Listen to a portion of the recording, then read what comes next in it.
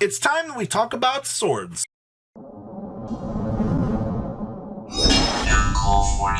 Smash the love and crap out of that subscribe button, and don't be one of the 37.6% that have not subscribed to this channel. Hit that subscribe button so we can get closer to 100k. So I have watched a good chunk of Swordsoul matchups from the Zodiac tournament this month, and while I've not actually piloted the deck myself, I want to talk about some of the choke points I've kind of seen, how the boards develop, and some of the general opinions that I've heard from the player base right now. So this is my experiences and things that I have seen for Swordsoul. So first of all, Swordsoul, fundamentally, it's a synchro-based deck. You guys know this. The cool monsters have the ability to generate tokens. Those tokens act as stepping points for this, and the deck typically centers around level 8 and level 10 synchros. That's the easiest stuff here to understand. They also have Ecclesia, which special summons herself and is effectively a lone fire blossom on a quick effect to beam out effectively anything from the deck. So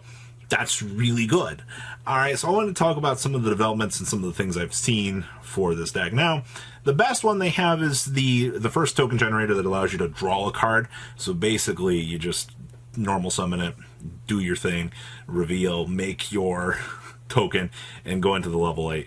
And then at this, so it's really weird because you would think that I've seen really weird choke points for this deck that involve like just letting them go up into the synchro, and then you try to choke them out at the second one, which is the level 6 that beams itself out and makes the token, and then it pings the opponent for 1200 when it's used as synchro material.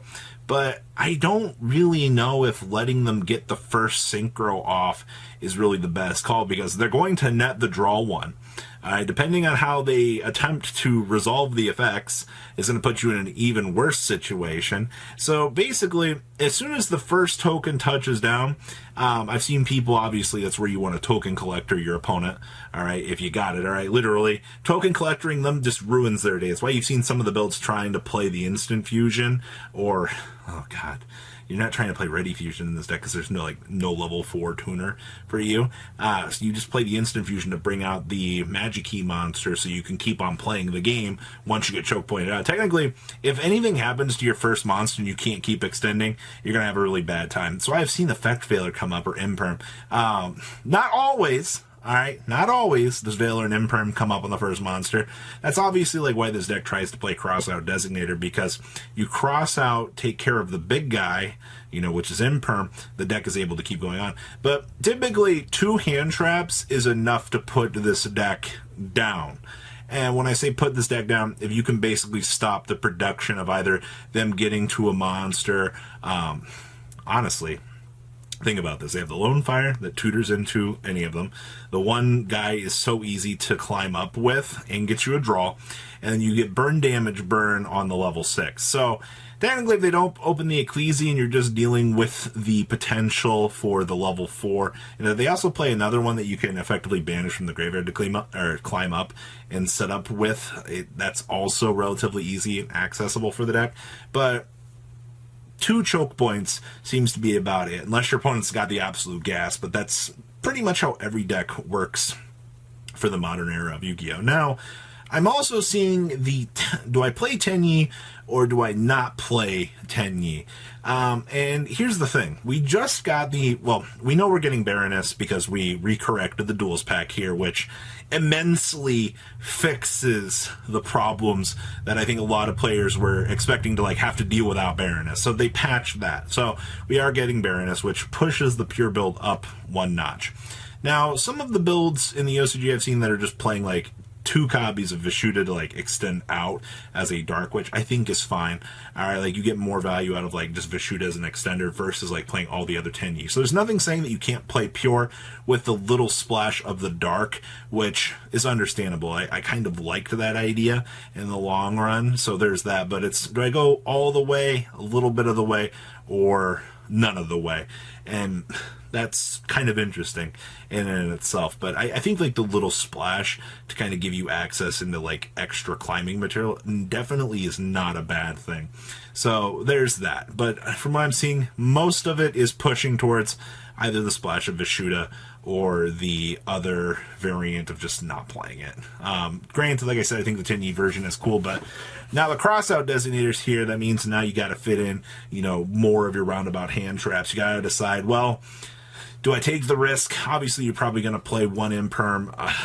Your deck doesn't, you don't really care about, you do care about Nibiru, but you don't care about Nibiru in itself. Like, yeah, Nibiru hurts, but it's something that you can deal without at the end of the day, to be perfectly honest with you. So maybe you'll splash in an imperm. Maybe you'll play 3 imperms. It's kind of up to you. Or, you know, like, do I play the 1 go spell? Like, this is one of the decks that you will see take advantage of Crossout Designator because it needs to be able to go off. Honestly, the deck is a little bit more fragile than people give it credit for, but that's not a bad thing once again, all right? That's kind of why the deck is the better deck in the OCG, because it does kind of grind out Tri-Brigade. Tri-Brigade kind of does feel fair until Revolt's involved. It's kind of the same thing here. Now, do we play Dragoon in this, or do we play the Destroy Phoenix Enforcer package, or do we not even play it at all? So the advantage to the Destroy Phoenix Enforcer package in a deck like this over Dragoon is, if you hard draw the Red Eyes Fusion, you're just playing the Red Eyes Fusion. If your opponent ashes it, well, you're walking away. The thing with the Fusion in this build for the Destroy Phoenix Enforcer package is the fact that you can set up Synchro. So you can end on Baroness, you can end on the level 8, and then you can end on the Destroy Phoenix Enforcer, which is free recurability, and then on the next turn, you got a frickin' pop 2 in the graveyard. Now, effectively, from where we're sitting right now, pre-ban list for the TCG heading on into this, I think that Swordsoul will be the one deck to take advantage of Destroy Phoenix Force, unless you're a hero player. And my logic for that is because if you do get double hand trapped out and you haven't seen a crossout designator, Fusion Destiny is that third linchpin for you to go off and make those boards. All right, it at least gives you that opportunity to end on something. It's literally the icing on the cake. And that's where you also get the draw power for frickin' banishing Celestial. I drew a Swordsoul monster for turn. You know, like, it's like, imagine chewing 5 gum with this deck. You draw the Swordsoul that banishes to make the token. You're like, oh, cool. Set this up. Now you can draw 2 cards as those additional resource points to continue on with your day. And I think that's what makes Swordsoul such an appetizing deck, is it's so easy and linear to play. Most of the deck's combo points, effectively, I say 1.5 cards because they all have to have like an interaction point to like do something with another card to trigger an effect, which is fine. All right, but at the end of the day, I think that the Fusion Destiny package will find its way into this deck, pretty similar to the OCG build, unless they really do try to cut it and be like, well, you know, maybe it's too staple or too bricky at that point, but I think that this will be one of the few decks to take advantage of it. So right now, for Swordsoul, for what I'm seeing at least for the people that are testing it, and from what I've seen, I feel like they're shifting away from the Tenyi build, which a lot of players were talking about at the very beginning, to more of the pure build. Crossout Designator is going to push this deck up even further because now they can play around their worst potential hand traps. And with the Destroy Phoenix Enforcer package coming, they now have a sub-draw engine included into the deck and a potential extra extending piece to end on, as if Baroness and the rest of the field really wasn't, you know, enough at the end of the day. So Swordsoul shaping up to be one of those powerhouse decks. Don't even get me started on the extra deck playing the Baguska in there for the Zeus. That's another thing you're going to have to ask yourself when you're looking at this deck. Do I play the one Baguska so I can have access to the Zeus? Is it really worth it? It's absolutely hilarious. Just the fact that 2 level 4s give you access to make Zeus in this deck. But once again, that's something you've got to ask yourself as your deck builder. Is this really worth the dedication and time to this? So I'm really looking forward to seeing what Swordsoul will actually do here in the near future. But guys, I ask you, please leave a comment down below. Tell me what you guys think about Swordsoul. What do you think about some of the things I've been seeing and whatnot? Like I said, I like making little videos on this from like my experience, from what I've seen, to kind of just be like, hey, you guys think this is good or bad? Oh, by the way, token collectors, your worst enemy. Thank you, patrons, for making the ride never truly end. Without you guys' support, well, I would probably be doing Truffle Shuffle videos for a living. Guys, please check out VanCool40 for all of your Cardfight Vanguard content brought to you by MCool40.